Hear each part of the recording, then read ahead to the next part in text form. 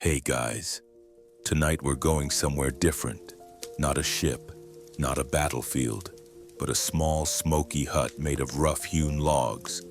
You're huddled around a meager fire, the only source of light and warmth. Outside, there is a silence so profound it has a physical weight. It's the silence of a winter night in an endless forest. The trees, heavy with snow, press in from all sides. The cold is a living thing, a predator that slips through the cracks in the walls and gnaws at your bones. The world outside your tiny circle of firelight is dark, vast, and filled with things that want to kill you, from wolves to frostbite to starvation. A quick reality check: you would not survive a week here. You'd complain about the lack of Wi-Fi right before you froze to death trying to figure out which berries are poisonous. So, before you get comfortable, take a moment to like the video and subscribe, but only if you genuinely enjoy what I do here. The support is what keeps our fire going. As always, let me know where you're watching from and what time it is in your corner of the world.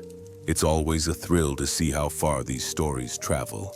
Now, dim the lights, maybe turn on a fan for that soft background hum, and let's ease into tonight's journey together. Your world is the forest monotone, a seemingly infinite expanse of birch and pine, broken up by wide, slow-moving rivers and vast, marshy plains. You are one of the East Slavs, your people scattered in small villages, living a life dictated by the seasons. You survive a short, frantic growing season and endure a long, dark, punishingly cold winter. You are a pagan.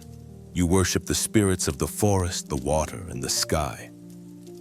You leave offerings for Perun, the god of thunder and war, and you fear the mischievous Leshy who can lead you astray in the woods. You have no alphabet, no grand cities, no central authority. You are a collection of tribes, and when you're not fighting the forest, you're usually fighting each other. Life is hard and your world is small, but the rivers are highways, and one day, down these river highways come new and terrifying visitors. They arrive in long, sleek ships with dragon heads carved on the prow. They are tall, fair-haired, often red-bearded men, carrying swords and round shields. They are the Varangians, the Norsemen, the Vikings. You call them the Rus. They aren't here to settle. Not at first. They are here for business. They see your rivers not as obstacles, but as a trade route. A superhighway connecting the Baltic Sea in the north with the richest city in the world, Constantinople, the capital of the Byzantine Empire, and the great caliphates of the Arab world to the south. They want the treasures of the south, and they realize your land is full of things they can trade for it: lustrous furs, pure beeswax, and most chillingly, you. They establish a brutal but effective trade in slaves, rounding up your people to sell in the markets of the Black Sea. They are traders, explorers, mercenaries, and pirates, and they are much better organized and far more ruthless than you are. Now, here's the first great plot twist in our story. A moment so strange it feels like national mythology. According to your earliest written history, the primary chronicle, your Slavic tribes grow so weary of fighting each other that you hold a meeting. You decide you need an outside manager to come in and impose order. So you send a message across the sea to the Rus that says, "Our land is great and rich, but there is no order in it. Come to rule and reign over us." It is, without a doubt, the most polite and formal invitation to be colonized in human history. It's like a company's dysfunctional departments voting to hire a CEO who is famous for hostile takeovers. Historians, particularly of the Normanist and anti-Normanist schools, fiercely debate the exact role and origin of the Varangian Rus. Were they conquerors who created a myth of being invited rulers, or simply integrated mercenaries? The truth is likely a messy combination of all three. But the story you tell yourselves is that you invited them, and they accept. In 862, a Varangian chieftain named Rurik arrives and establishes himself in the north. Rurik's successor, a kinsman named Oleg, is more ambitious. He looks south, down the Dnieper River. In 882, he leads his army to a small but strategically located trading post on the high bluffs of the river. He captures it through trickery, kills the local chieftains, and declares this town Kiev, the mother of all Rus cities. A new state is born, the Kiev on Rus. It's not a kingdom in the way you might think of one. It's a loose federation of Slavic lands ruled by a dynasty of Viking princes and their warrior entourages. The Druzina. They are the ruling, military class. They demand tribute from you, a certain number of squirrel skins, a barrel of honey, a quota of slaves, and in return, they provide protection and a semblance of order. Over time, these Norse rulers begin to assimilate.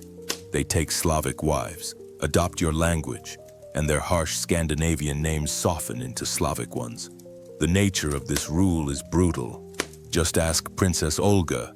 In the mid-10th century, her husband, Prince Igor of Kiev, gets greedy. He travels to the lands of a tribe called the Drevlians to collect tribute. After taking the agreed-upon amount, he decides on his way home to turn back and demand more. The Drevlians, enraged, capture him and execute him in a particularly gruesome fashion by tying his legs to 2 bent birch trees and letting them snap straight. When news reaches Kiev, the Drevlians, in a stunningly foolish diplomatic move, send their top 20 men to Olga to propose she marry their own prince. Olga greets them warmly. She tells them she will honor them and instructs her people to carry them in their boat to her palace. What she neglects to mention is that she has had a massive ditch dug in her courtyard. They are carried in their boat directly to the ditch and are buried alive. That's plot twist number 1. Olga then sends a message back to the Drevlians, saying she accepts the proposal but requires their most distinguished men to escort her. When this new, high-powered delegation arrives, she invites them to clean up in her bathhouse after their long journey. Once they are inside, she has the doors barred and burns the entire building to the ground. That's plot twist number 2 for her grand finale. She travels to the Drevlians' capital city, telling them she wishes to hold a funeral feast for her husband. After getting the Drevlians thoroughly drunk, she has her soldiers slaughter 5,000 of them. She then lays siege to their city for a year. Finally, she offers them a peace treaty of stunning generosity. All she asks for is a small tribute, 3 pigeons and 3 sparrows from each house. The exhausted Drevlians eagerly agree. Olga then orders her soldiers to tie a piece of cloth containing sulfur to the leg of each bird. At nightfall, they light the cloths and release the birds. The birds fly back to their nests in the eaves and thatches of the wooden city. The entire city bursts into flames. As the people flee the burning inferno, Olga's soldiers are waiting to capture or kill them. This is the kind of leadership that forges a state in this era. A couple of generations later, your ruler is Olga's grandson, Vladimir the Great. He is a staunch pagan, like his ancestor, but he is also a shrewd politician. He looks around and sees that all the great, powerful nations are monotheistic. To be a major player on the world stage, you need to upgrade your religious software from paganism 1.0. So, Vladimir reportedly goes shopping for a religion. According to the legends, he invites representatives from the great faiths to make their case. He rejects Islam. The story goes because its prohibition on alcohol is a non-starter. He famously declares, "Drinking is the joy of all Rus. We cannot exist without that pleasure." He meets with Jewish delegates but dismisses Judaism because their God had allowed their holy city, Jerusalem, to be captured and their people scattered. which he sees as a sign of weakness. He finds the services of the German Roman Catholics to be dull and without beauty. But then his envoys arrive in Constantinople, the capital of the Byzantine Empire and the heart of Orthodox Christianity. They are taken to the Hagia Sophia, the most magnificent church in the world. They witness the patriarch in his shimmering robes, conducting a liturgy filled with incense, golden mosaics, and heavenly choirs. The envoys are completely overwhelmed. They report back to Vladimir. We no longer knew whether we were in heaven or on earth, for on earth there is no such splendor or such beauty, and we are at a loss how to describe it. We only know that God dwells there among men. The choice is made. It is a brilliant political move. By adopting Orthodox Christianity from Byzantium, Vladimir is aligning his fledgling state with the richest, most cultured, and most powerful empire in the region. In 988, he orders the pagan idols in Kiev to be torn down and thrown into the river. He then marches the entire population of the city down to the banks of the Dnieper for a mass baptism. By royal decree, you are now a Christian. For a time, under Vladimir's son, Yaroslav the Wise, Kievan Rus reaches its golden age. Kiev becomes one of the largest and most splendid cities in Europe, a hub of trade and culture. Your ruling family is connected by marriage to the royal houses of France, Sweden, Hungary, and Norway. You have a written legal code. You are a powerful, respected European state. But the system has a fatal flaw, the succession. When a prince dies, he doesn't leave his realm to his eldest son. He divides it among all his sons. They are then supposed to move up a ladder of seniority from lesser cities to the Grand Prix. Kiev, in practice. This means the moment a prince dies, his sons and nephews immediately start a bloody multi-generational civil war. The state begins to fracture. The Grand Federation of Kievan Rus splinters into a dozen competing principalities, all ruled by cousins who hate each other. You are at your most divided, your most vulnerable, and it is at this exact moment that a storm gathers in the east. You hear whispers, terrifying rumors carried by traders from the steppes, a nation of horsemen, an army so vast it darkens the plains, an unstoppable force that moves with terrifying speed and discipline. They are the Mongols. In the winter of 1237, the storm breaks. A massive Mongol army, led by Batu Khan, a grandson of Genghis Khan, smashes into your northeastern principalities. City after city is besieged. The Mongols use sophisticated Chinese siege engines you've never seen before. They hurl rocks, fire, and even diseased corpses over your wooden walls. When the walls are breached, they show no mercy. Cities are systematically looted, burned to the ground, and their populations massacred. In 1240, the horde reaches the mother of all cities, Kiev. After a desperate defense, the great city falls. It is so utterly destroyed that a papal envoy passing through a few years later notes that barely 200 houses remain standing among the ruins. Your world is shattered. You are now a subject of the Golden Horde. For the next 240 years, you live under what you will call the Mongol yoke. For the most part, the Mongols don't occupy your lands directly. They are happy to let your surviving princes continue to rule their little fiefdoms. As long as two conditions are met, you must pledge absolute allegiance to the Great Khan, and you must pay your tribute. The tribute is crushing. The Mongol census takers are ruthlessly efficient. If you can't pay, your people are sold into slavery. The Mongol yoke is a national trauma. It cuts you off from the Renaissance and the Reformation that are transforming Western Europe. But it also teaches you some hard lessons. It teaches you about centralized power, about absolute authority, about the brutal efficiency of a state geared for taxation and military conscription. And you notice that some princes are better at dealing with the new reality than others. The princes of a once minor northern town called Moscow become particularly skilled at serving the Khans. They position themselves as the sole tribute collectors for the Mongols, a position that makes them powerful and feared among the other Rus's princes. They are learning, they are adapting, they are getting stronger. They are internalizing the fundamental lesson of your early history, the lesson taught by the forest, by the Vikings, and now by the Mongols in this vast, exposed, and dangerous land. You must become ruthlessly, centrally, and autocratically strong, or you will be crushed. For 2.5 centuries, you have lived under the shadow of the Golden Horde. You have paid your tribute, obeyed the Khan's emissaries, and learned the hard lessons of survival. Your princes in Moscow have mastered this new reality better than anyone.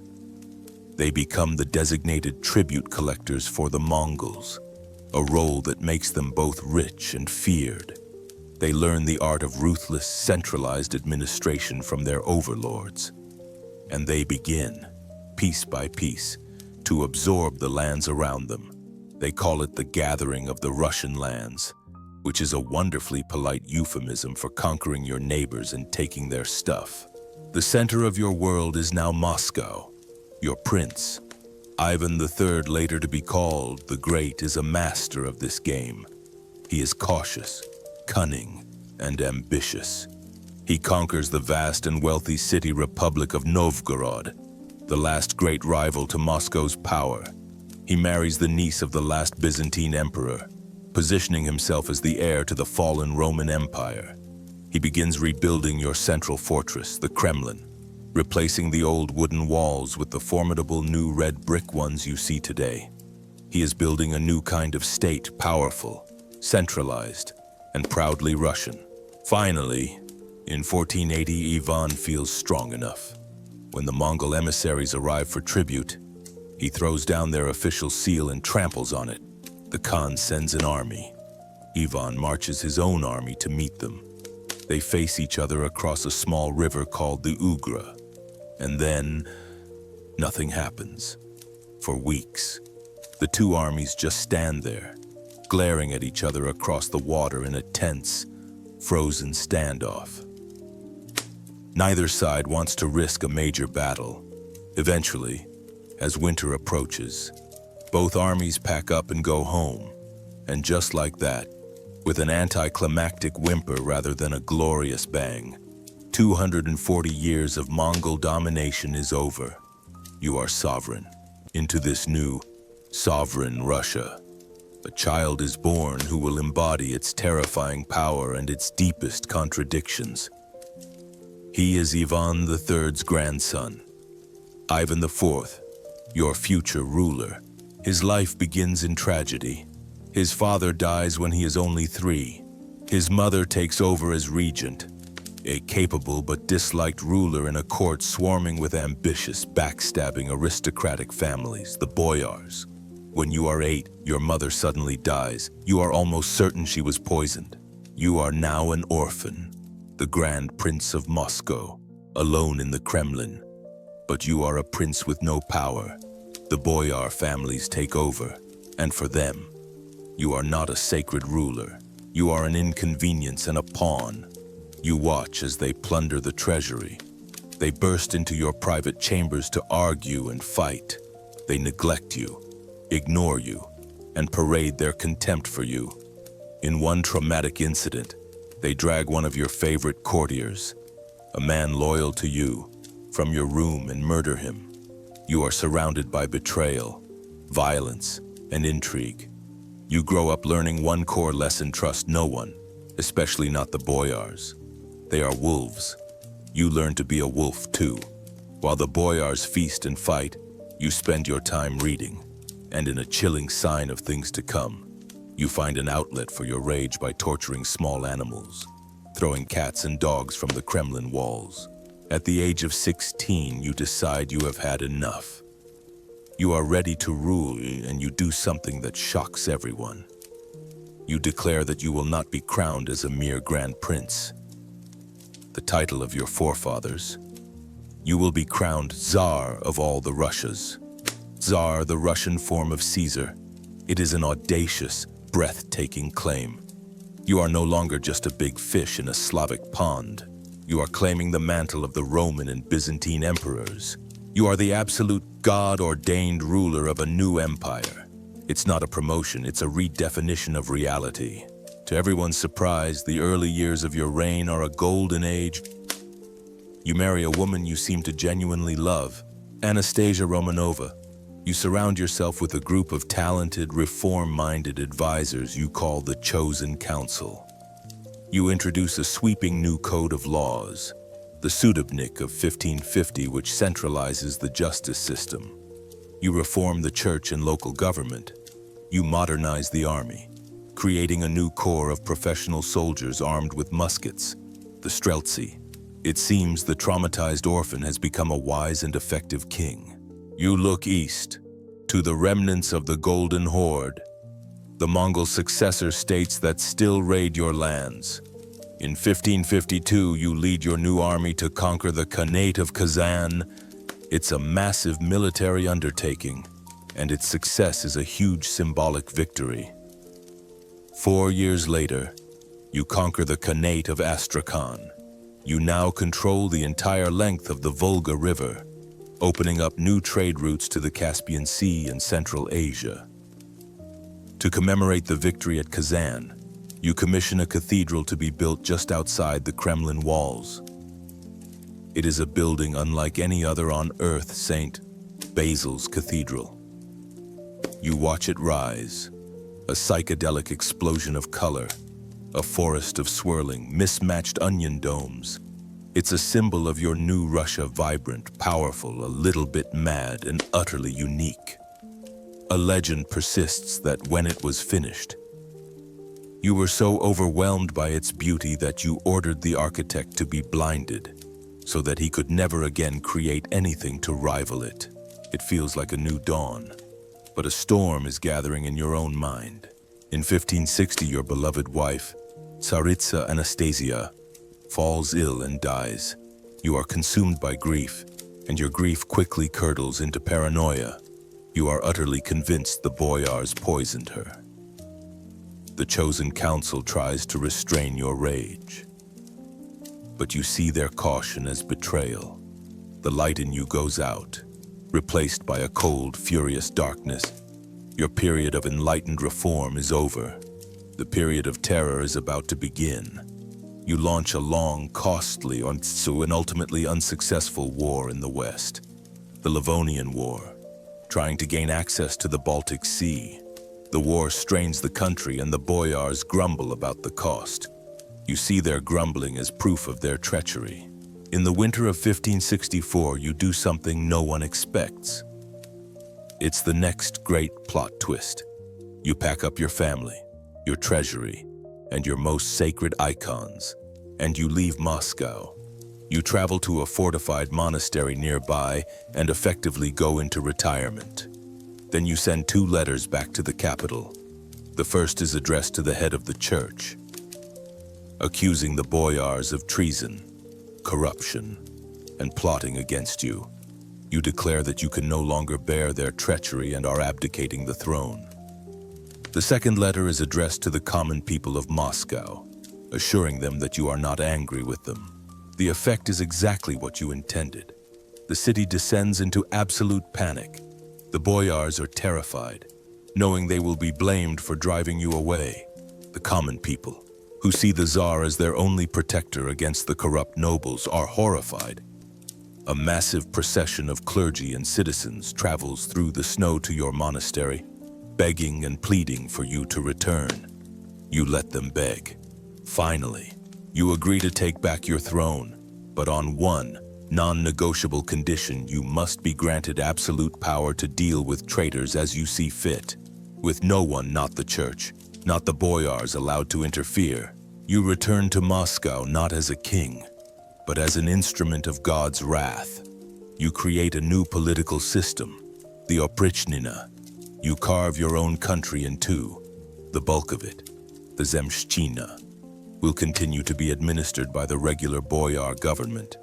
The other part, which includes some of the richest lands, a section of Moscow itself, and your personal court, becomes the Oprichnina, your private domain. A state within a state, accountable only to you. And to police this new domain, you create a bodyguard, a brotherhood of terror. 6,000 strong, the Oprichniki. The Oprichniki become your personal demons. They are chosen for their loyalty to you and their hatred of the old boyar aristocracy.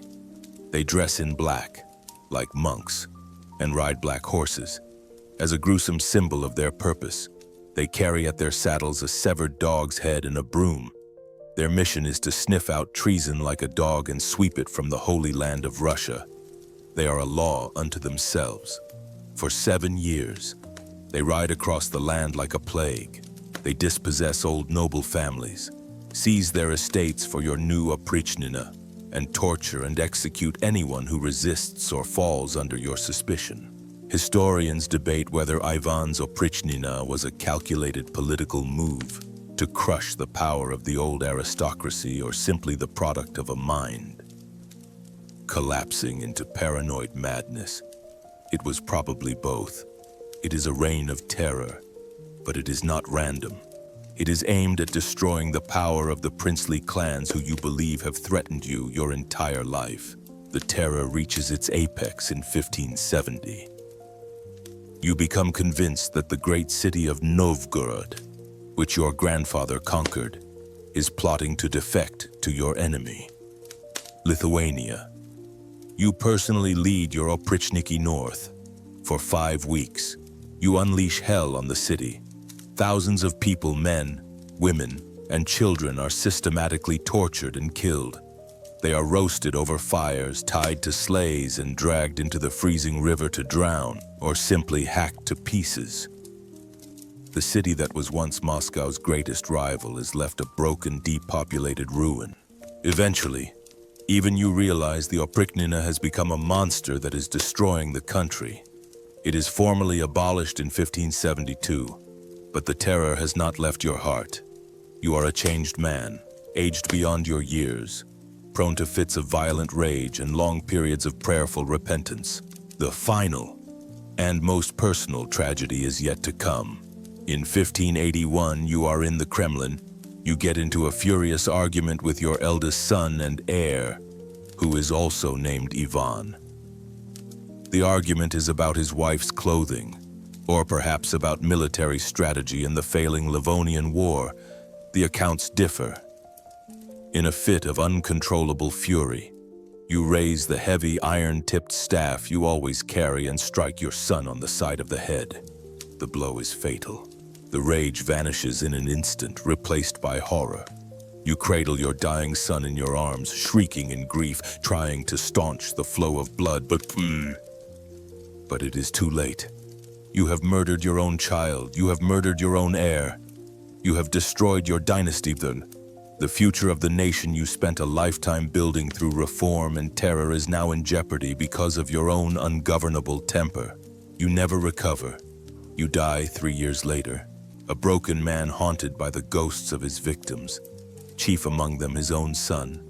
You leave the throne to your other son, Fyodor, a kind and deeply religious man who is, unfortunately, mentally disabled and utterly incapable of ruling. You are Ivan the Terrible, the first Tsar. You inherited a rising principality and forged it into an empire. You broke the power of the nobles, centralized the state, and expanded its borders. You fulfilled the historical lesson that Russia had learned the hard way, that survival depends on a single, absolute, and ruthless autocratic will. But you were a paranoid, cruel, and deeply damaged man. Your reign was a whirlwind of brilliant creation and psychotic destruction, and you left Russia teetering on the brink of an abyss. Ivan the Terrible is dead. He has left you, his people, with a powerful, centralized empire and a legacy of terror. But in killing his own son, he has also left you without a clear heir. His mentally disabled son, Fyodor, sits on the throne. But he is a gentle, pious soul who is utterly incapable of ruling. The real power lies with his cunning brother-in-law, the boyar Boris Godunov. When Fyodor dies childless in 1598, the ancient Rurikid dynasty, the line of Viking princes that has ruled you for over 700 years, is extinct. The center cannot hold. With no legitimate czar, the power vacuum Ivan left behind implodes. Russia plunges headfirst into a national nightmare, a 15-year period of anarchy, famine, and foreign invasion you will come to call the time of troubles. It starts with a catastrophic famine that kills nearly a third of your population. You are starving. You resort to cannibalism. The social order completely breaks down. With the country weakened, the old rivalries explode. The boyar families fight each other for the throne. Your powerful neighbors, Poland and Sweden, see their chance. They invade, seizing Russian territory. The Poles, your Catholic rivals, march all the way to Moscow and occupy your sacred Kremlin. It is the lowest point in your history, a complete and total collapse. And then things get weird. A young man appears in Poland claiming to be Dmitri, the son Ivan the Terrible murdered. He claims to have miraculously escaped. This false Dmitri is charming, intelligent, and backed by a Polish army. Many of you, desperate for a legitimate czar, a true heir of the old dynasty, flock to his banner. In a stunning turn of events, he actually succeeds, marching into Moscow in 1605 and being crowned Tsar. His reign lasts less than a year. The boyars, realizing he is merely a Polish puppet, conspire against him. He is murdered, his body is cremated, and according to legend, his ashes are fired from a cannon back towards Poland. You'd think that would be the end of it, but no. A second false Dmitri appears, then a third. It's a surreal, tragic soap opera. Your country is being torn apart by civil war, foreign invaders, and a series of increasingly less believable imposter czars. It feels like the end of the world. Finally, you hit rock bottom, and you begin to fight back. A great patriotic revival sweeps the land. A merchant and a prince raise a massive volunteer army, funded by the donations of ordinary people. In 1612, this people's army storms Moscow and, after a bloody struggle, drives the Poles out of the Kremlin. The country is saved, but it is a ruin. The following year, a Zemsky Sobor, a great assembly of nobles, clergy, and townspeople from across the land, gathers in Moscow. Their task is singular and monumental: choose a new Tsar and restore order. The arguments are fierce.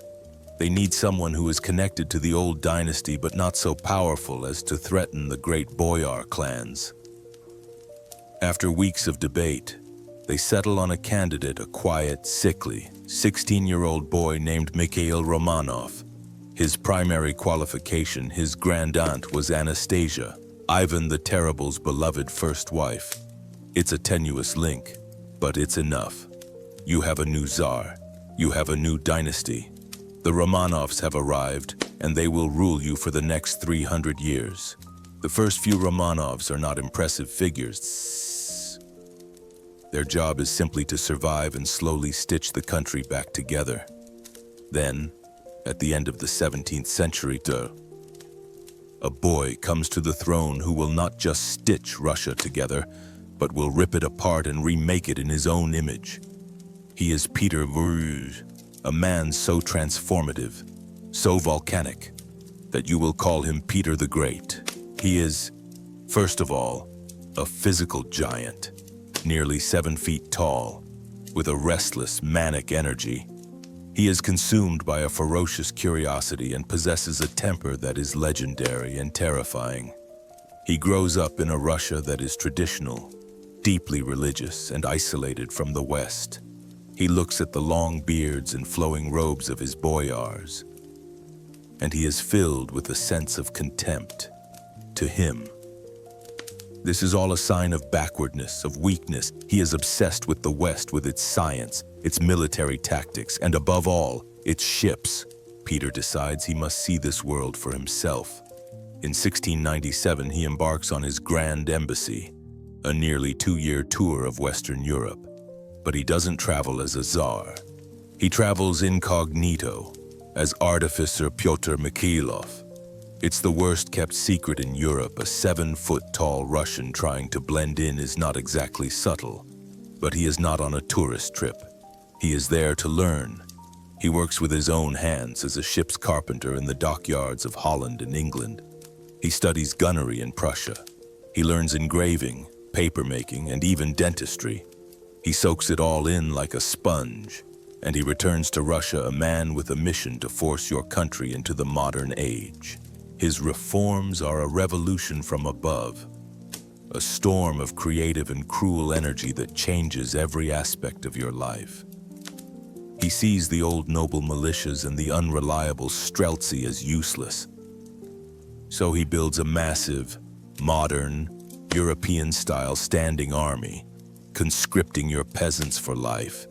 He builds Russia's first-ever navy from scratch, and he uses these new tools to achieve the goal that has eluded Russian rulers for centuries: access to the sea. He fights a long, grueling 21-year war with the dominant power of the North. Sweden. The Great Northern War is a brutal struggle. But in the end, Peter wins. He has secured his window on the West. To celebrate this victory and to anchor Russia firmly in Europe, he decides to build a new capital city. He doesn't build it near the heartland of Moscow. He chooses a desolate, marshy river delta on the coast of the Baltic Sea, a piece of land he has just conquered from Sweden.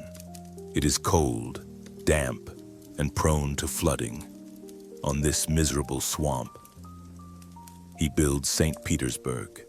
It is a planned city with grand neoclassical avenues and stone palaces, built to rival Amsterdam and Venice. It is also built on the bones of the tens of thousands of serfs and Swedish prisoners of war who die from disease and exhaustion during its construction. Peter's revolution is total, to pay for his army and his city. He imposes a tax on almost everything: beards, beehives, bathhouses, boots, to make his nobles look European. He famously imposes a beard tax, forcing them to shave off the traditional facial hair that their religion told them was a sign of piety. If you wanted to keep your beard, you had to pay, and you were given a special token as proof of purchase. He changes the calendar, moving the new year from September 1st to January 1st, in line with the West. He simplifies the alphabet. He founds Russia's first newspaper. He is a whirlwind, a human hurricane, and he drags you, kicking and screaming, into the 18th century. Historians debate whether Peter's reforms were a necessary, if brutal, modernization that saved Russia from obscurity, or a violent cultural rupture that created a permanent, damaging split between the westernized elite and the traditional Russian masses. The truth is, it was both. Peter single-handedly makes Russia a major European power, but he does it with such ferocity, personally participating in the torture and execution of rebels, including his own son, who he suspected of treason, that he deepens the autocratic and violent nature of the state. A few decades after Peter's death, after a series of forgettable rulers, another larger-than-life monarch arrives on the scene. And this time, she isn't even Russian. She is Sophie, a clever, ambitious, and overlooked teenage princess from a minor German state. In 1745, she is brought to Russia to marry the heir to the throne, Peter III, the grandson of Peter the Great. Her future husband is a stunted, immature man-child who would rather play with toy soldiers than govern. Sophie, now renamed Catherine, plays her hand brilliantly. She knows her only path to power is to become more Russian than the Russians. She masters your difficult language. She converts fervently to Russian orthodoxy. She reads voraciously and charms the powerful nobles and military officers at court. When her idiotic husband finally becomes Tsar in 1762, he proceeds to alienate everyone, praising Russia's archenemy Prussia and threatening the powerful Imperial Guard. 6 months into his reign, Catherine, with the backing of the Guards, stages a swift and bloodless palace coup. Peter III is arrested and, a week later, is conveniently strangled to death by one of Catherine's supporters. You now have a new ruler, Catherine the Great. If Peter was a hurricane of physical energy, Catherine is a whirlwind of intellectual and political energy. She cultivates the image of an enlightened despot. She enters into a long, flattering correspondence with the great philosophers of the French Enlightenment, Voltaire and Diderot. She talks of abolishing torture, creating a new, rational legal code, and improving the lives of her subjects. It's a masterful public relations campaign that earns her a glowing reputation across Europe. But the gap between her enlightened image and her autocratic reality is vast. When a massive peasant rebellion, the largest in Russian history, erupts under the leadership of a Cossack pretender named Yemelyan Pugachev, she crushes it with overwhelming and merciless force. Pugachev is brought to Moscow in an iron cage and is publicly drawn and quartered. And while she privately writes about the evils and inhumanity of serfdom, during her reign, the institution reaches its absolute peak. She grants vast tracts of land, and the hundreds of thousands of human souls tied to them, to her lovers and loyal noble, for the vast majority of you. Life becomes harder, not more enlightened, but under Catherine's rule, the empire flourishes in power and prestige. She finishes the job Peter started. She wages 2 successful wars against the Ottoman Empire, finally achieving the old Russian dream of a warm water port by conquering the entire northern coast of the Black Sea, including the Crimean Peninsula. She looks west at the weak and divided nation of Poland and, in a series of cynical moves with Prussia and Austria, engineers the partitions of Poland, carving up the country until it completely disappears from the map. This brings vast new territories into your empire, including Lithuania, Belarus, Ukraine, and a huge population of Jews who are then confined to a pale of settlement, creating a new source of social and religious tension for generations. By the end of the 18th century, the Romanov dynasty has taken you from the chaos of the time of troubles to the pinnacle of European power. You have a glittering, French-speaking court in the magnificent capital of St. Petersburg. You have an enormous army that is feared across the continent. You are an empire in every sense of the word, but it is a brilliant, beautiful, and deeply unstable creation. The glittering westernized facade rests on a foundation of human bondage. A tiny, educated elite dreams of enlightenment, while the vast majority of you are serfs, treated as little more than property. The Romanovs have created a giant, and that giant is standing on feet of clay. Your Romanov Empire is a colossus. It is a glittering, multilingual, multicultural empire that stretches from the plains of Poland to the shores of the Pacific. At the dawn of the 19th century, you stand as one of the great powers of Europe, feared and respected. And now, you face the ultimate test. A new master has arisen in Europe, a military genius who has conquered a continent, Napoleon Bonaparte. In 1812, convinced he must break your power to control Europe, Napoleon invades Russia with the Grande Armée, a multinational force of over 500,000 men, the largest European army ever assembled. You know you cannot defeat him in a single decisive battle. He is the master of that game. So, you do something else. You retreat, and retreat, and retreat. You draw his massive army deeper and deeper into the vast, empty spaces of your homeland. You burn the villages and fields behind you, leaving nothing for his army to forage. It's a brutal, self-sacrificing strategy. Napoleon pushes all the way to Moscow, expecting the Tsar to sue for peace. But when he arrives, he finds a city largely deserted.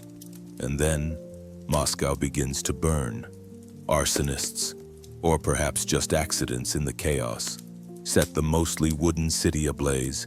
Napoleon is left sitting in a smoldering ruin with no supplies.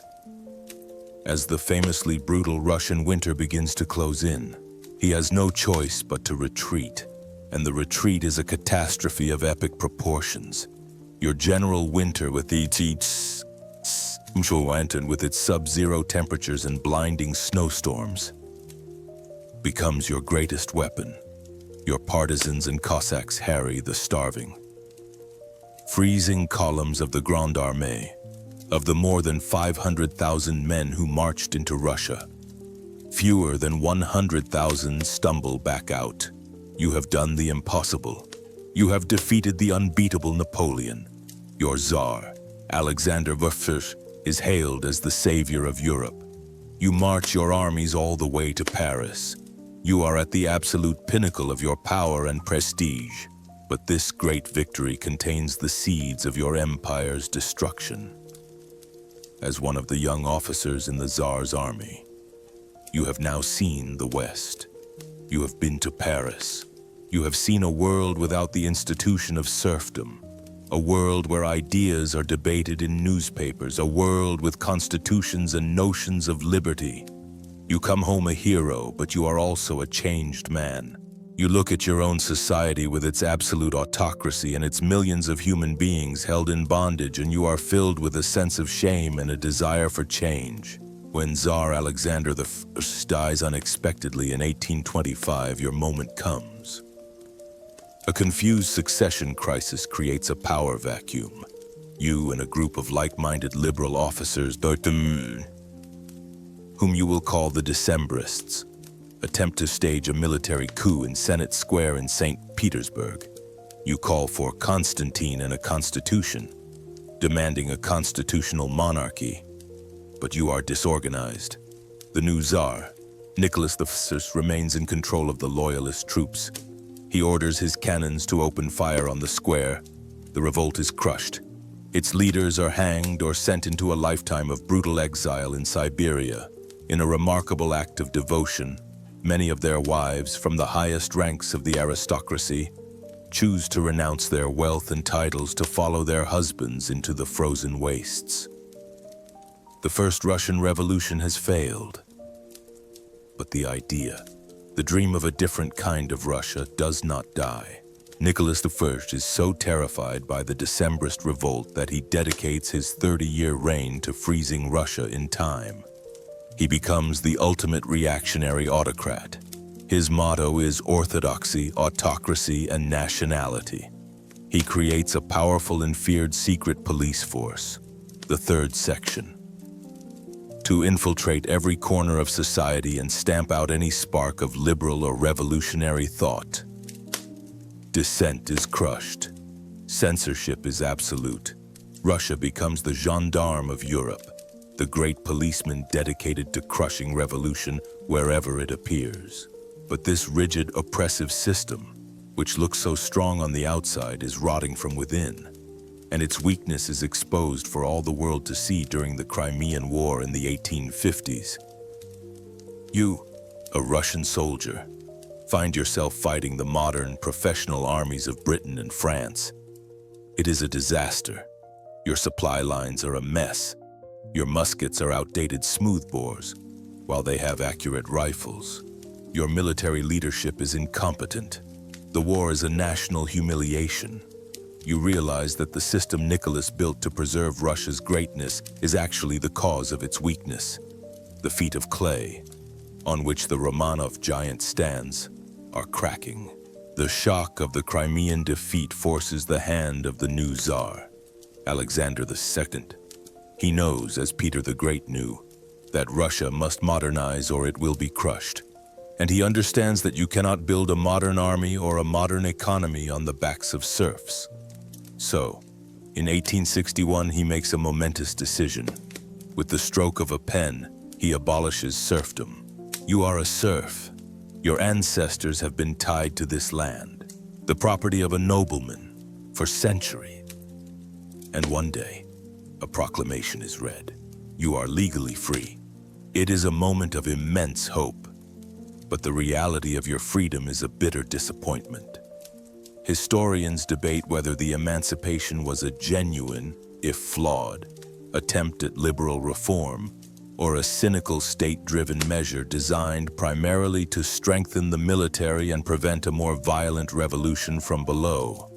What you know is this: you are free, but you are landless. The government plan requires you to buy plots of land from your former masters, paying it back over 49 years through redemption payments that are often crippling. And the land you get is usually the worst strip. While the nobles keep the best pastures and forests for themselves, you are no longer owned by a master, but you feel trapped by debt and poverty. The flawed emancipation pleases no one. The nobles resent losing their property. You peasants feel cheated.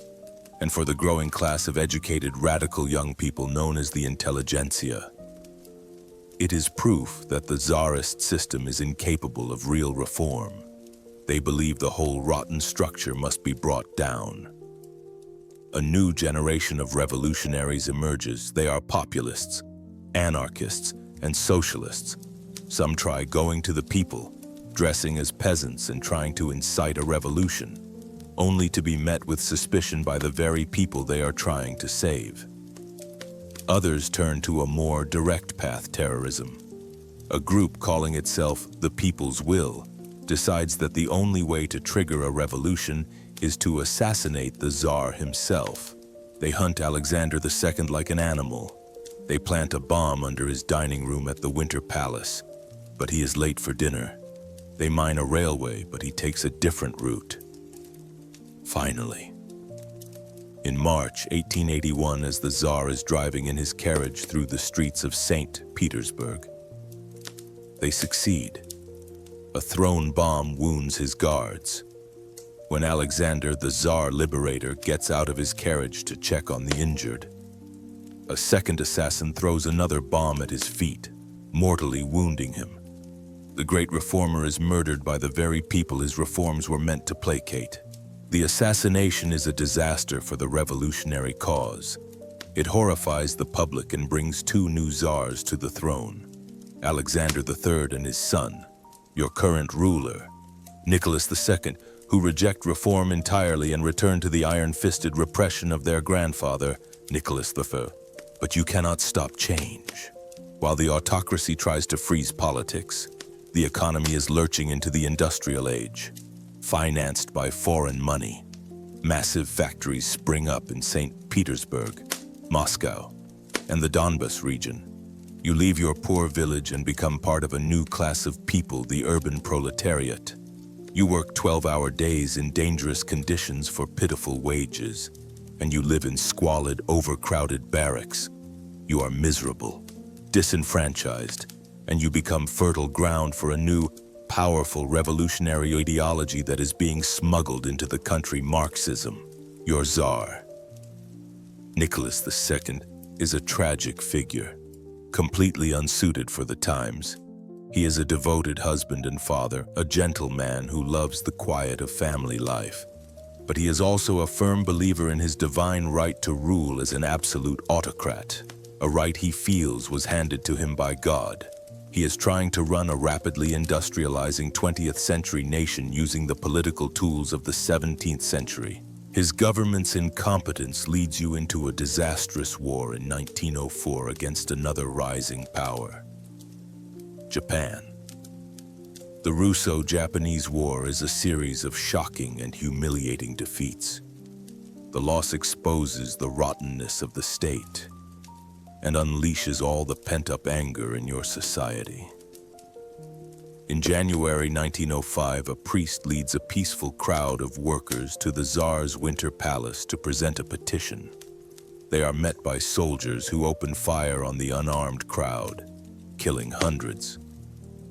This bloody Sunday massacre destroys the last vestiges of the people's sacred faith in their little father, the Tsar. It sparks the 1905 revolution, a year of chaos where the entire country seems to explode in strikes, peasant uprisings, and naval mutinies. Nicholas is forced to issue the October Manifesto, promising civil liberties and an elected parliament, the Duma. But it is a concession made under duress. As soon as the revolutionary energy fades, he claws back as much power as he can, ensuring the Duma is largely powerless. The autocracy survives, but it is fatally wounded.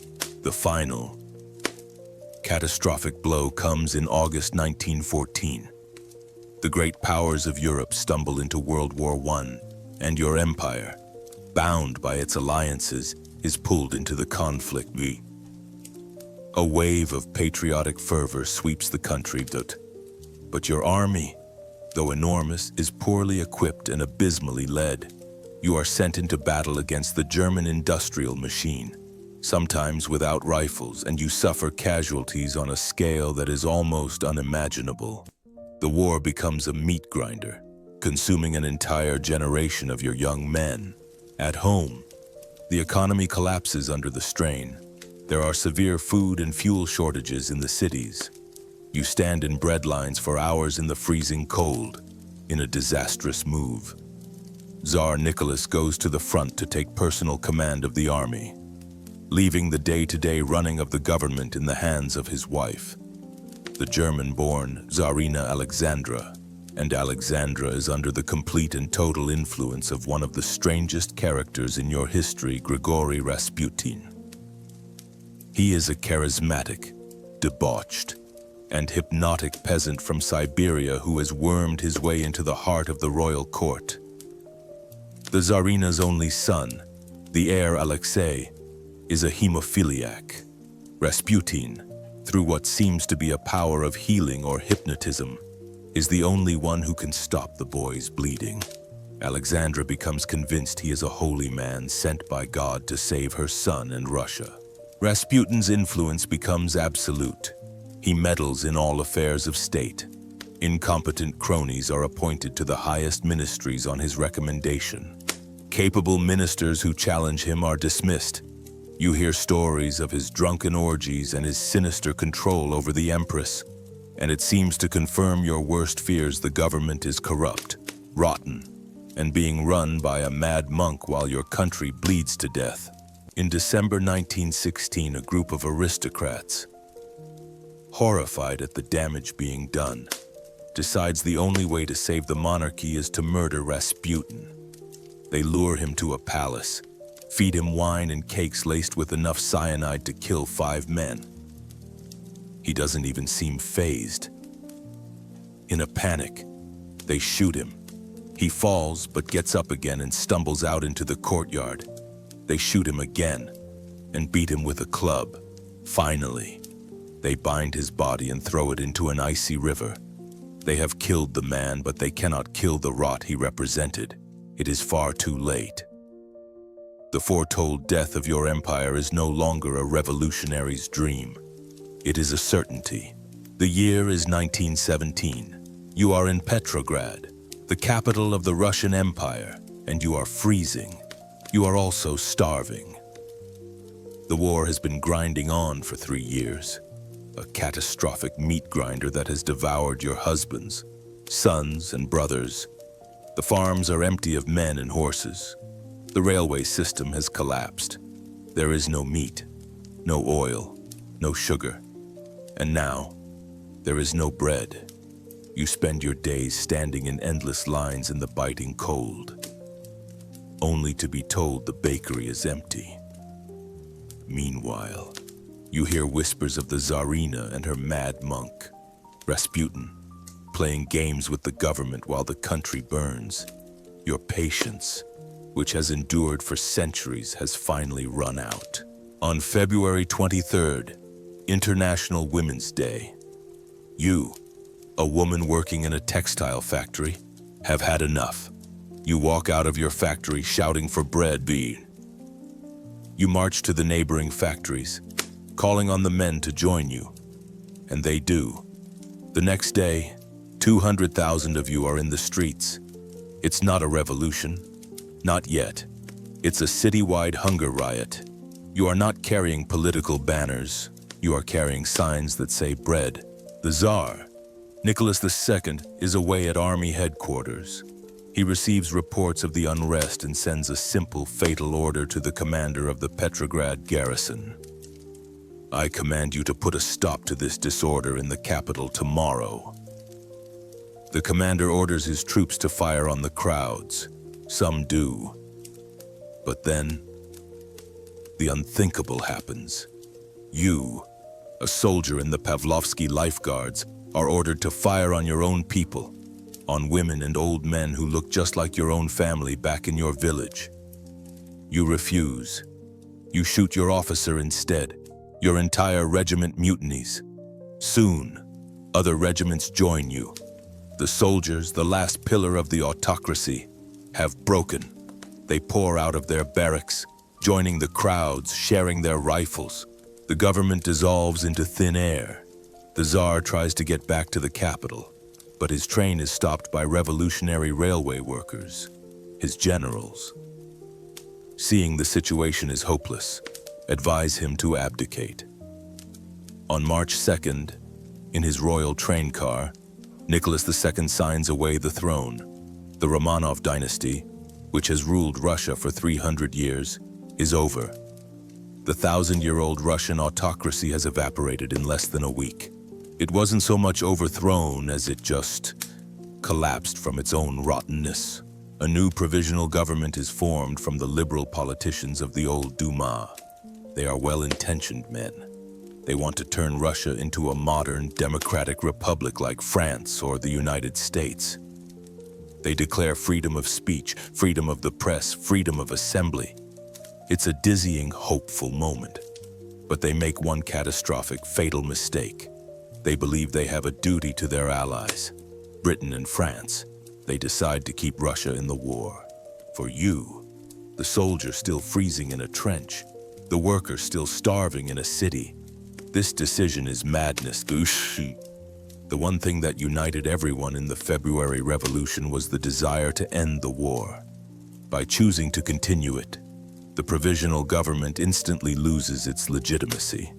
It's a government with no popular support, a ghost floating over a country in chaos. While this new, weak government flounders, your enemy, Germany, decides to play its trump card. They know of a small group of radical Marxist revolutionaries who have been living in exile in Switzerland. Their leader is a bald, intense, and ruthlessly brilliant man named Vladimir Ilyich Ulyanov, better known by his revolutionary pseudonym Lenin. The Germans don't care about his communist ideology. They only care that he is violently opposed to the war. They make a cynical calculation: if they can smuggle Lenin back into Russia, he will act like a virus, destabilizing the new government and forcing Russia to sue for peace. In April 1917, they put Lenin and his top lieutenants on a train, famously sealed to prevent him from starting a revolution in Germany as he passes through. They transport him across their territory and deposit him in Russia.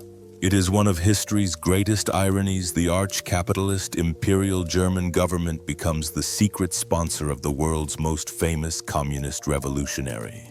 Lenin arrives at Finland Station in Petrograd like a thunderclap. While other socialists are waffling, debating, and talking about cooperation with the provisional government, Lenin is a laser beam of purpose. He climbs onto an armored car and delivers a speech that shocks his own followers. No cooperation, no support for the imperialist war. He has a simple, brutal, and unforgettable program that he pounds into the public consciousness with relentless propaganda. For the soldiers, he offers one word: peace. For the peasants, another land. For the workers in the cities, a third bread. His slogan is all power to the Soviets, the powerful workers' and soldiers' councils that have sprung up and represent real power on the ground. It's a message of beautiful, brutal simplicity, and it's everything the people want to hear. The summer of 1917 is a slow-motion collapse. the provisional government launches a new military offensive that becomes a bloody disaster. The army begins to disintegrate completely as soldiers simply walk away from the front lines to go home. The peasants, tired of waiting for the government to act, start seizing the nobles' land themselves. The cities are on the brink of starvation. The government is powerless. Lenin, watching from his headquarters, decides the fruit is ripe for the picking. His Bolshevik party is still a minority in the country, but they are a highly disciplined, fanatically dedicated, and ruthless minority. And they control the armed militias, the Red Guards in Petrograd. On the night of October 24th, he gives the order. This is the great October socialist revolution you've seen in propaganda films. But it's not a glorious mass uprising. Historians fiercely debate whether it was a popular revolution supported by the masses or, in essence, a brilliantly executed coup d'etat by a highly disciplined minority. What you see on the ground is a hostile takeover. It's fast, efficient, and surprisingly quiet. The Red Guards don't storm the city. They take it over piece by piece. They seize the telephone exchange, the post office, the railway stations, the power plants, and the bridges. The final act is the storming of the Winter Palace, where the last members of the provisional government are hiding. A cruiser, the Aurora, fires a blank shot. A few hundred Red Guards infiltrate the massive, largely undefended building and arrest the ministers. There is almost no bloodshed. You wake up the next morning to discover that you have a new government, a government of communists. A plot twist so immense it changes the course of the 20th century. A small party of professional revolutionaries has seized control of the largest country on earth. Lenin immediately makes good on his promises. He opens negotiations with Germany to end the war. He issues a decree abolishing all private ownership of land. But seizing power is the easy part. Holding it will require a bloodbath. You are immediately plunged into a new, even more brutal war, the Russian Civil War. For the next 3 years, the country is torn apart. It's the Reds, Lenin's Bolsheviks, against the Whites. A hopelessly divided coalition of everyone who hates them, monarchists who want to restore the Tsar, liberals who want a democracy, other socialist parties, and disgruntled army officers. To make matters worse, foreign powers, Britain, France, Japan, and the United States intervene, sending troops and supplies to help the Whites. On top of that, peasant armies, the Greens, that rise up, fighting both the Reds and the Whites for control of their own villages. It is a multi-sided, chaotic, and unbelievably savage conflict. To win this war, the Bolsheviks show the world their true nature. Under the brilliant and ruthless leadership of Leon Trotsky, they forged the Red Army, a disciplined and effective fighting force held together by ideology and terror. To secure their hold on the home front, they unleashed the Red Terror. Their new secret police, the Cheka, launches a campaign of mass arrests, torture, and summary executions against any real or perceived enemy of the revolution. Tens of thousands are killed. In July 1918, a local Cheka unit, fearing the White Army might liberate the former Tsar, executes Nicholas, his wife Alexandra, and their 5 children in a cellar in the city of Ekaterinburg. The Romanov dynasty is extinguished in a hail of bullets. To feed their new army, they implement a policy called war communism. It is a desperate, brutal measure. Party agents swarm the countryside, seizing grain from the peasants by force, often leaving them with nothing. The policy keeps the Red Army fed, but it causes widespread peasant revolts and triggers another horrific famine that will kill millions. By 1922, the war is over, against all odds. The Reds have won. They won because they controlled the industrial heartland of Russia. They won because Trotsky was a better organizer than any of the white generals. And they won because the whites were a dysfunctional mess of competing factions who couldn't agree on anything except their hatred of the Bolsheviks. The old Russian Empire is dead. In its place, Lenin proclaims the creation of the Union of Soviet Socialist Republics, the USSR, the world's first communist state. The great experiment has begun, but the country you live in is a wasteland. 7 years of war and revolution have shattered its economy. Its cities are depopulated. Its people are exhausted and traumatized. The revolutionary utopia of peace, land, and bread has been achieved through war, famine, and terror. And the architect of it all, Lenin, is in failing health, having suffered a series of strokes. The revolution has survived its birth. Now it faces an even more dangerous question: what happens next? Your revolutionary leader, Lenin, is dead. The year is 1924. His body, preserved through a secret embalming process, is placed in a granite mausoleum in Red Square. He is to be treated not as a man, but as a secular saint, a holy relic for the new communist religion. His brain is sliced into thousands of pieces for study, as if genius could be dissected. But with the genius gone, a vicious power struggle erupts among his disciples to see who will inherit the revolution. On one side, you have Leon Trotsky. He is brilliant, arrogant, a fiery orator, the intellectual giant who organized the Red Army and won the Civil War. He believes in permanent revolution, the idea that the USSR cannot survive unless it actively spreads communism to the rest of the world. On the other side, you have a man the other leaders fatally underestimate, a quiet, pockmarked Georgian with a thick accent, a man whose revolutionary pseudonym means Man of Steel, Joseph Stalin. He is not a great orator or a brilliant theorist, but he is a master of bureaucracy and intrigue. His official title, General Secretary of the Communist Party, seems dull, but he has used it for years to quietly place his loyal followers in key positions throughout the country. While Trotsky is giving grand speeches, Stalin is controlling who gets promoted, who gets a better apartment, who runs the local party cell. He advocates for a more pragmatic policy, socialism in one country. Forget world revolution, he argues. Let's first build our own socialist superpower. In his last writings, a document known as his Testament, the dying Lenin had warned the party about Stalin, calling him too rude and recommending he be removed from his post. But the warning is suppressed, one by one. With cunning patience, Stalin isolates and defeats his rivals. He forms an alliance with one faction to eliminate another, then turns on his former allies.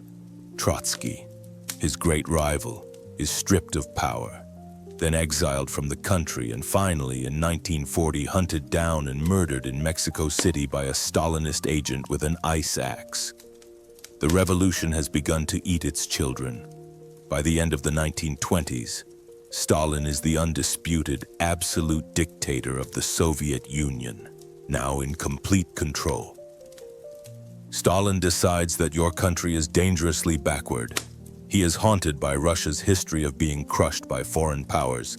He declares that you are 50 to 100 years behind the advanced countries and that you must make up this distance in 10 years, or they will crush you. He launches the first of his 5-year plans. It is a second revolution, a war against your own backwardness. The goal is to transform the USSR from a nation of peasants into a mighty industrial power. Virtually overnight, the country is turned into a massive construction site. Gigantic new industrial cities spring up in the Urals and Siberia. Massive dams, steel mills, and tractor factories are built at a furious, inhuman pace. You are a worker, caught up in this frenzy. Propaganda posters tell you that you are building a socialist paradise. You are driven by a mixture of genuine patriotic fervor, peer pressure, and the constant threat of being branded a saboteur if you don't meet your impossible quotas.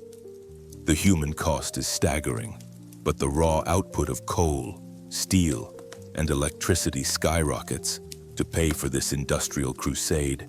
Stalin needs capital, and the only place to get it is from the land. He declares war on the peasantry. In 1929, he ends Lenin's more moderate land policies and begins the forced collectivization of agriculture. Your small, privately owned farm is abolished. You and your 25 million fellow peasant families are forced to give up your land, your tools, and your animals and join massive state-owned collective farms, the kolkhoz. The resistance is desperate and furious. Rather than hand over your cows and horses to the collective, you slaughter them. The most prosperous and successful peasants, labeled kulaks, are declared a hostile class to be liquidated. In practice, this means anyone who resists collectivization is branded a kulak. Hundreds of thousands are executed. Millions more are stripped of everything they own and deported in cattle cars to the frozen wastes of Siberia. The result of this war on the countryside is a man-made famine of biblical proportions. With the most skilled farmers eliminated and the peasants demoralized, agricultural production collapses. The state, however, continues to seize grain to feed the cities and to sell abroad for industrial equipment. In Ukraine, the breadbasket of the empire, the famine becomes an act of genocide. The Holodomor, as party activists go house to house, confiscating every last scrap of food. You watch your children starve to death while propaganda posters proclaim the joys of collective farm life. Millions die. By the mid-1930s, the country has been battered into submission. But Stalin's thirst for control and his paranoia only grow. He launches the Great Terror, a period of madness that will consume the very heart of the revolution. The spark is the 1934 assassination of Sergei Kirov, the popular party boss of Leningrad. Stalin almost certainly orchestrated the murder himself, but he uses it as a pretext to unleash a tidal wave of terror against his own party and people. The old Bolsheviks, Lenin's original comrades who helped lead the revolution, are the first to go. They are put on trial in a series of surreal show trials in Moscow. You read in the state newspaper Pravda as these hardened old revolutionaries publicly confess to the most absurd crimes plotting to assassinate Lenin and Stalin. Being secret agents for Britain and Japan, planning to restore capitalism. You know the confessions are extracted through psychological pressure and torture, but you dare not say it. One by one, the heroes of the revolution are condemned as traitors and shot in the cellars of the Lubyanka prison. The terror spreads like a cancer. A knock on the door in the middle of the night from the NKVD. The secret police becomes a part of daily life. You can be arrested for anything telling an anti-Soviet joke, being friends with someone who was already arrested, having a suspicious foreign-sounding name. The NKVD is given quotas for the number of enemies of the people they need to arrest and shoot. It is a machine of random, industrial-scale murder. Millions are executed. Millions more are sent to the Gulag, Stalin's vast and brutal network of labor camps, where you will mine gold in the Arctic cold or cut timber in the Siberian forest until you die of starvation, disease, or exhaustion. History itself is rewritten. As officials are purged, they are meticulously erased from official photographs, their faces airbrushed out of existence by party censors, becoming unpersons, as Stalin is busy purging his own army's high command, executing a huge percentage of his most experienced officers. A new, far greater threat is rising in the West: Adolf Hitler and Nazi Germany. In a stunning plot twist that shocks the world, the two totalitarian dictators, sworn ideological enemies, sign a non-aggression pact in August 1939. A week later, they invade and carve up Poland between them. Stalin has bought himself what he thinks is precious time. He is wrong. On June 22, 1941, Hitler betrays him and launches Operation Barbarossa.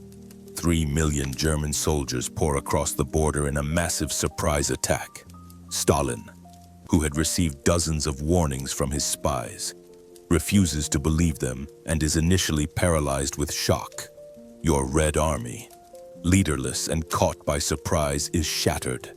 The Germans advance hundreds of miles in a matter of weeks, capturing millions of your soldiers and reaching the outskirts of Moscow and Leningrad. It seems the Soviet state is about to collapse, but it does not. The sheer brutality of the Nazi invasion, which treats your people as subhuman, ignites a fire of desperate resistance. Stalin, recovering his nerve, addresses the nation not as the head of the Communist Party, but as the leader of the Russian motherland. The conflict becomes the Great Patriotic War. You, a factory worker, see your entire factory dismantled and moved on trains thousands of miles to the east, beyond the Ural Mountains, to churn out tanks and planes. You, a woman, take your place on the assembly line or even as a sniper or pilot at the front. And you, a soldier, fight with a ferocity born of hatred and love for your homeland. The war on the Eastern Front is the largest and bloodiest single conflict in human history, a war of annihilation fought with unimaginable savagery. The turning point comes at a city on the Volga River that bears Stalin's name, Stalingrad. The city is reduced to a smoking, corpse-strewn ruin, but you refuse to surrender. You fight for every rubble-strewn block, every factory floor, every sewer tunnel. After months of brutal fighting, the Red Army encircles the entire German Sixth Army and annihilates it. It is a catastrophic defeat for Hitler and the beginning of the end for the Third Reich. From Stalingrad, you begin the long, bloody road to Berlin. You push the Germans out of your land and across Eastern Europe, exacting a terrible revenge. When the war finally ends in May 1945, your country is victorious, but it is a ruin. An estimated 27 million Soviet citizens, soldiers and civilians, are dead. Entire cities lie in rubble, but the Red Army stands in the heart of Berlin. Historians debate whether Stalin's brutal policies were a necessary evil to rapidly industrialize a backward nation and defeat Nazism, or a paranoid and criminal betrayal of the revolution's original ideals that served only to consolidate his personal power. Whatever the answer, the result is undeniable.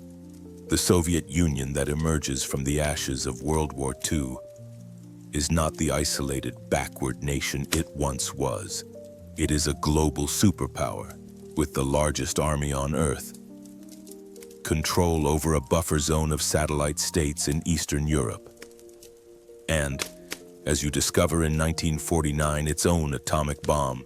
The revolution has devoured its children, survived immolation, and is now, along with the United States, one of the two most powerful nations on the planet. The stage is set for a new global conflict, a 50-year staring contest where the fate of the world will depend on the decisions made in Moscow, a city ruled by the triumphant, monstrous, and deeply paranoid Man of Steel. Joseph Stalin, the Man of Steel, is dead. He dies in his dacha in 1953, suffering a stroke and lying helpless on the floor for hours, because his terrified guards are too afraid to enter his room without being summoned. His death leaves a vacuum at the heart of the global superpower he built. The country he held together with sheer terror is now adrift. After a brief but vicious power struggle, the man who emerges on top is an unlikely successor, Nikita Khrushchev. He is a coarse, energetic, and surprisingly complex character, a true believer in communism who is also horrified by the scale of Stalin's crimes. In 1956, at a closed session of the 20th Party Congress, Khrushchev does the unthinkable. He delivers a secret speech that lasts for hours. denouncing Stalin's cult of personality and detailing his monstrous crimes, his paranoia, and his execution of loyal party members. The speech is a political bombshell. It sends shockwaves across the entire communist world. This is the beginning of the thaw. You feel a breath of fresh, cold air for the first time in decades. Millions of prisoners are released from the gulag. Censorship is relaxed. Books describing the horrors of the camps, like Alexander Solzhenitsyn's One Day in the Life of Ivan Denisovich, are published. It feels like a new, more humane era is dawning, but Khrushchev is a man of contradictions. The same man who denounces Stalin brutally crushes the Hungarian uprising in 1956. And in 1962, he brings the world to the absolute edge of annihilation by placing nuclear missiles in Cuba, sparking the Cuban Missile Crisis. A 13-day superpower standoff that is the closest you will ever come to nuclear war. His erratic, impulsive style, combined with a series of agricultural failures, alienates the party elite.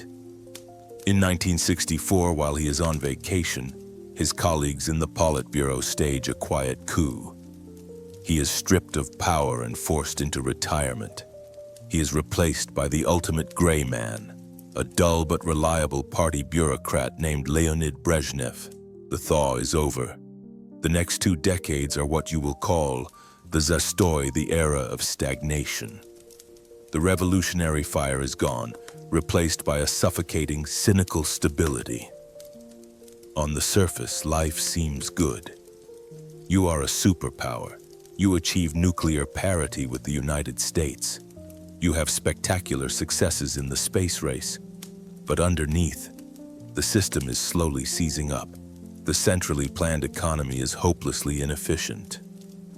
To get a new car, you have to put your name on a waiting list that is 10 years long.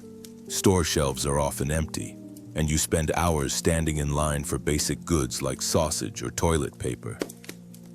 A bitter joke makes the rounds.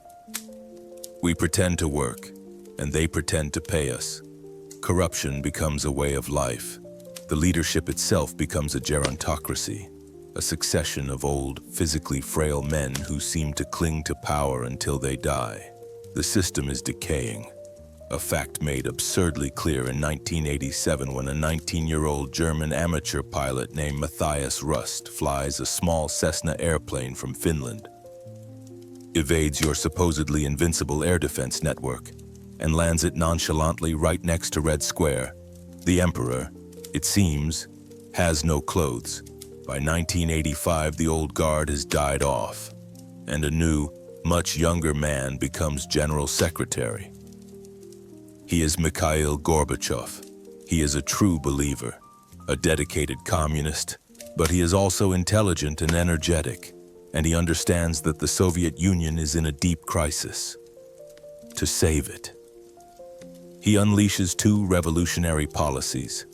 The first is perestroika, or restructuring, a series of reforms aimed at kickstarting the stagnant economy.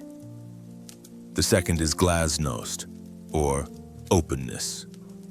He believes that to fix the system, you have to be able to talk about what's wrong with it. He allows a level of freedom of speech and press that you have never known. You are electrified. It's like the windows of a stale, stuffy room have been thrown open.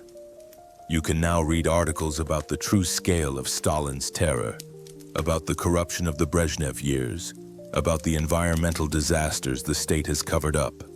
You watch televised debates where politicians actually argue with each other. It is a thrilling, liberating time. But Gorbachev has made a fatal miscalculation. He thinks he can reform communism. He thinks that if you give people a little freedom, they will use it to become better communists. He is wrong. You don't want to reform the system, you want to get rid of it. Glasnost doesn't just let out a little steam. It blows the lid off the pressure cooker. Decades of pent-up anger, resentment, and nationalism come pouring out. Historians and political scientists still fiercely debate the collapse of the Soviet Union. Was it an inevitable result of a flawed economic and political system? Or was it accelerated and finalized by the specific choices made by Mikhail Gorbachev? What you experience is a system falling apart with breathtaking speed. In 1989, inspired by the new openness from Moscow, the people of your satellite states in Eastern Europe rise up and overthrow their communist governments. When the Berlin Wall falls in November, you watch on TV, stunned.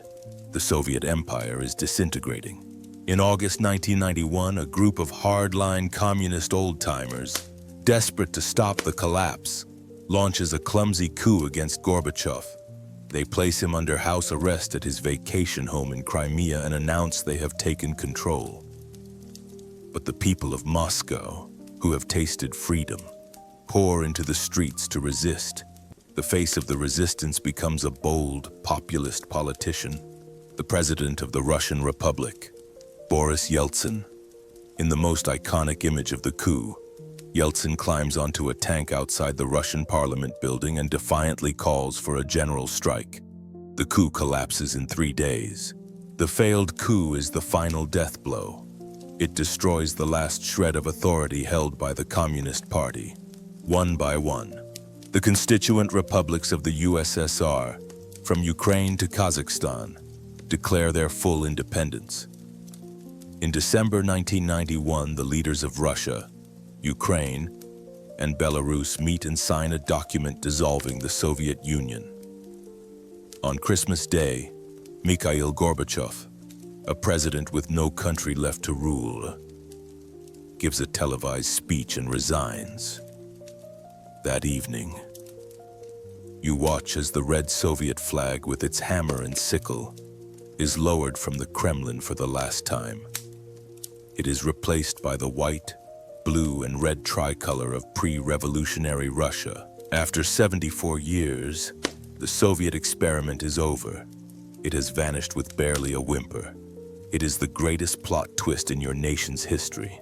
You are now a citizen of a new country, the Russian Federation.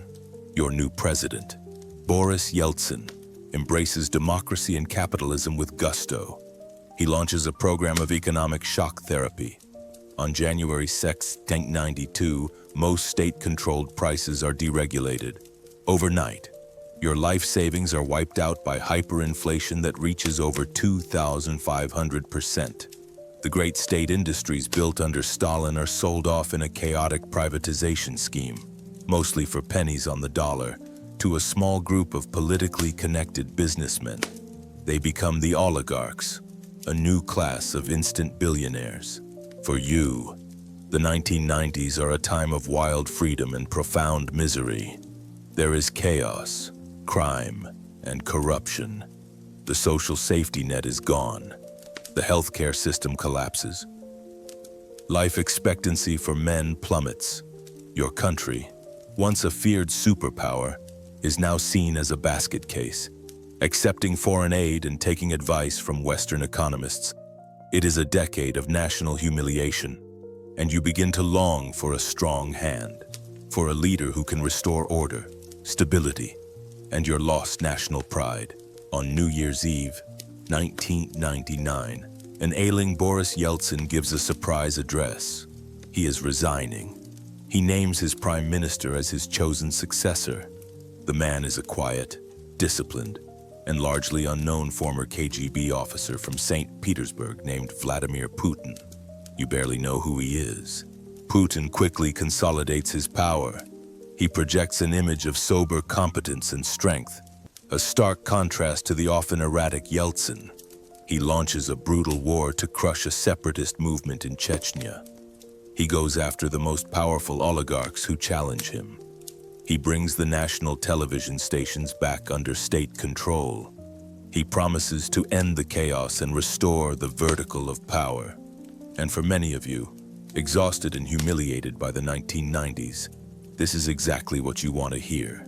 The story of Russia has come full circle. After the chaos of the feuding princes, you got the strong hand of the Mongols.